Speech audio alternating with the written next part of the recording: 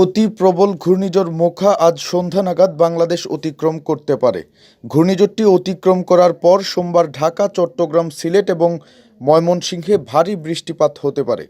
আজ রবিবার দুপুর ১টার অধিদপ্তরের ২০তম বিশেষ বুলেটিনে এ তথ্য জানান আবহাওয়া অধিদপ্তরের পরিচালক মোহাম্মদ আজিজুর রহমান। এদিকে অতি প্রবল ঘূর্ণিঝড় মোখা কক্সবাজার উত্তর মিয়ানমার উপকূল অতিক্রম শুরু করেছে। ঘূর্ণিঝড়টির কেন্দ্র উপকূলীয় জেলা কক্সবাজারের টেকনাফ থেকে ৫০ থেকে ৬০ কিলোমিটার দক্ষিণ দিয়ে অতিক্রম করে যাচ্ছে, তাই আমাদের যে ঝুঁকি ছিল তা কমে এসেছে।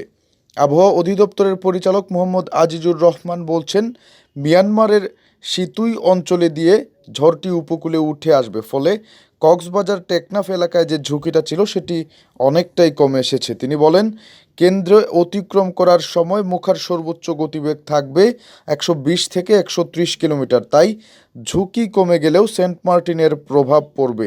আমরা আশঙ্কা করছি ৮ থেকে ১২ ফুট উচ্চতার জলোচ্ছ্বাসের, এতে টেকনাফ সেন্ট মার্টিনে অস্থায়ীভাবে জলাবদ্ধতার সৃষ্টি হতে পারে।